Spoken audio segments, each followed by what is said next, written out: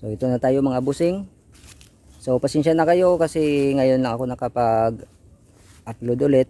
No, huli kong pinakita ito sa video ang mangga natin nung inisprayan ko siya noong 32 days. Ngayon ay nasa 47 days na. At naka tatlong spray na ako dito mga boss.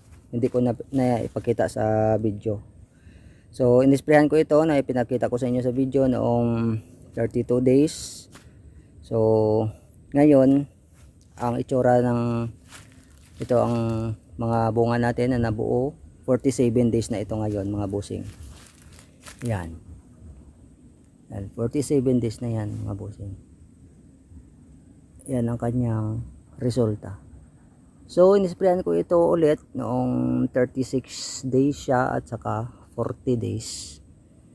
At saka ngayon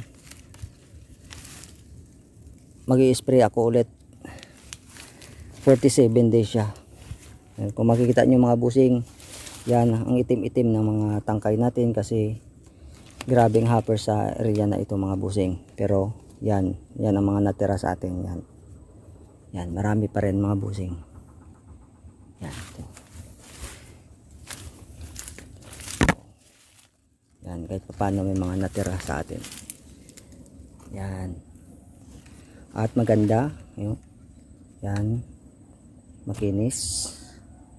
So as a prevention mga busing, mag-i-spray ako dito upang maproteksyonan siya sa mga pwedeng sumira sa kanya, mga sisid fly. Yan.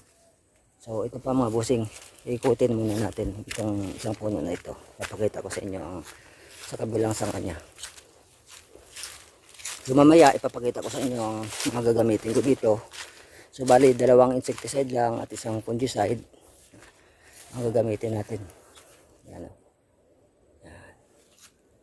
So marami na ito, tingnan mga busing pag lumaki na ang ating mga nabuo na mga bunga.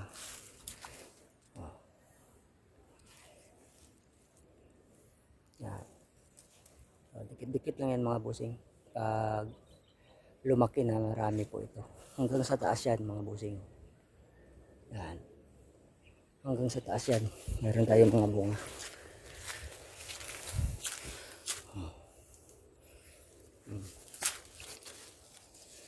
Maganda dito tingnan pag lumaki na ang ating mga bunga. So maraming salamat mga busing kasi sinamahan nyo ako sa pag-spray ko dito mula pabaon hanggang sa nagugas ako 32 Daffy. Yan. So ang ibang mga puno puntahan pa natin mga busing para mas klaro sa inyo. Yan.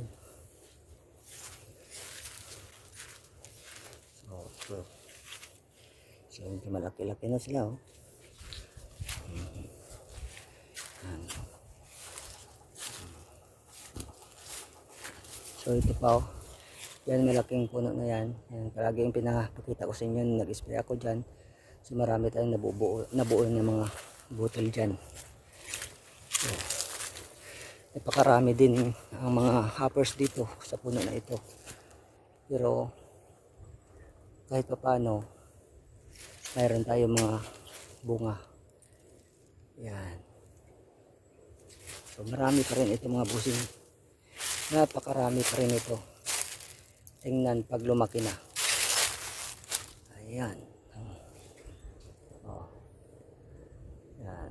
Maraming mga butil yan. Yung iba nakatago lang at saka mataas kasi itong puno na ito at malaki. So sa isang puno pa ipapakita ko sa inyo mga busing. Ikutin muna natin. Tapos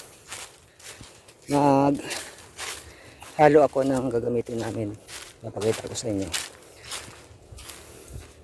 At sana panoorin nyo rin kung paano ako mag-spray. So ito yung mga nabuo natin mga bunga. Ayan. O diba? Ayan, marami. Galang.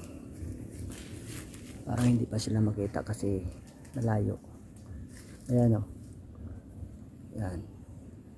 So kitang kita talaga mga busing na meron tayong mga bunga. Dito sa ilalim lang. Sa ilalim tayo. Yan. Ito. Yan. Oh. Yan. Oh. Sa taas oh. Sa taas. Tingnan natin. Yan.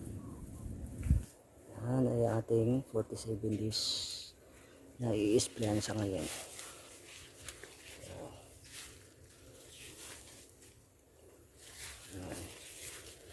So paikot na ito mga busing. At hanggang sa taas yan mga busing. Oh. Oh. Ayan ating mga bunga. Pakarami na yan tingnan kapag lumaki na. Oh. Kitang kita na ang ating pinagharapan.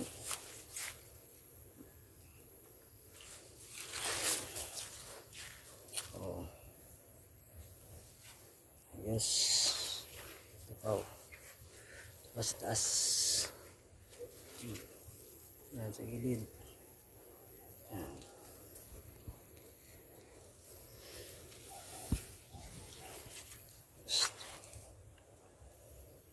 Maganda ng kanyang bunga.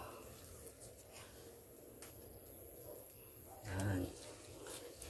Marami ito mga busing. So kahit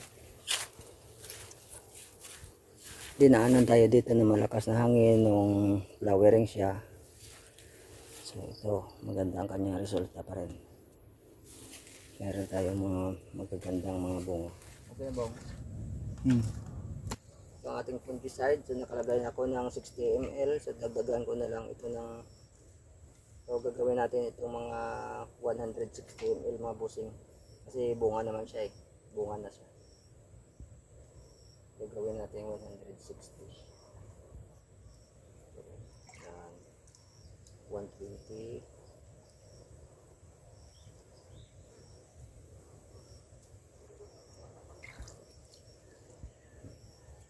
160 na yan. Ito ang ating fungicide. 40 watt up. Tapos halo mo na mga busing halo.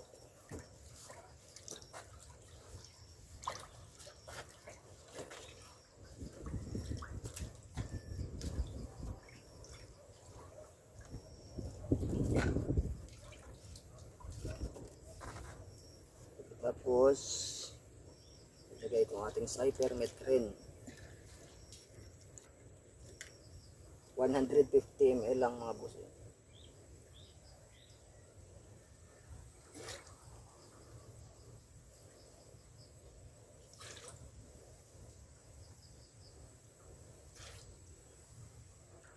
Yan, 150 ml cypermethrin.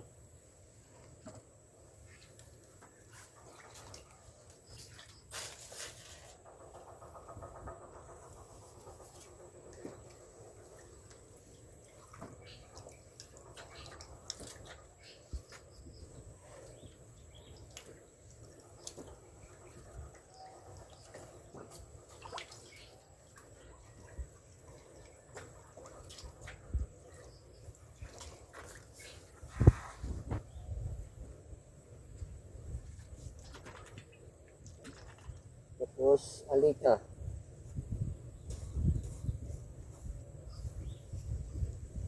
$60 ml lang. 60.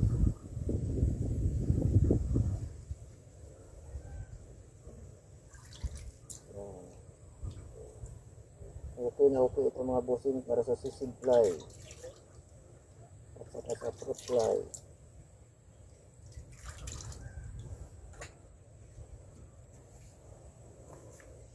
So yan lang, tatlo. Hindi muna kami maglalagay ng foliar kasi nakalagay na kami ng foliar noong last namin na pag-spray dito.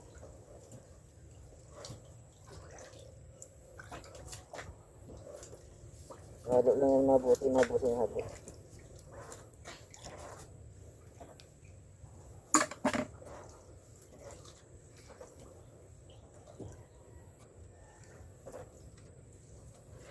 na po.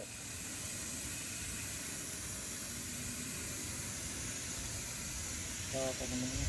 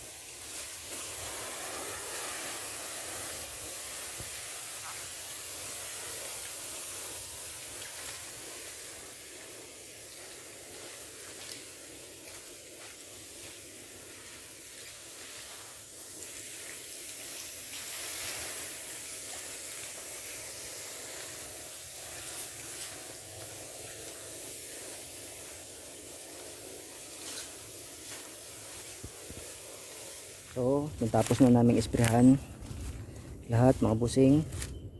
Yan. So, hintay na lang ako ng mga 6, 7 or 8 days mag-spray ulit. Yan. So, ilapitan natin para makita nyo ng klaro. Kasi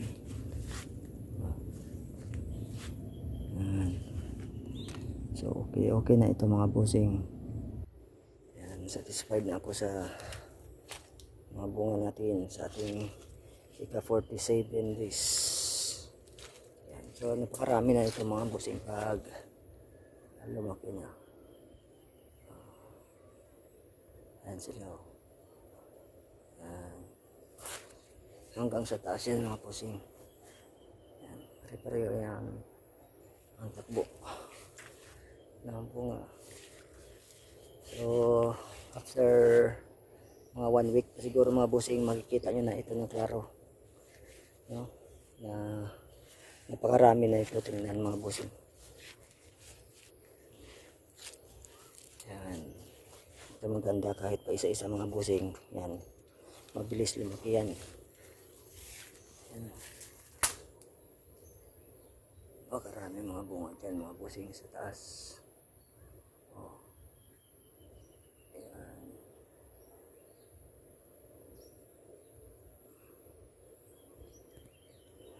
So hanggang dito na lang mga busing. Salamat sa panonood. At sa isang area ko doon, meron akong bagong area na i-induce siguro sa Martes. I-induce ko yun. Tapos meron din akong 15 days ngayon doon sa malapit lang sa amin.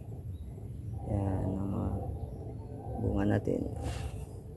Hindi ko na nakuha ng video yung isang area ko na 15 days ngayon. So baka sa susunod pag spray ko ng second shot mga 18 days, sa linggo siguro mag spray ako kasi 18 days siya. So ipapakita ko sa inyo siguro pag mayroon akong taga video. So maraming salamat at God bless po sa ating lahat.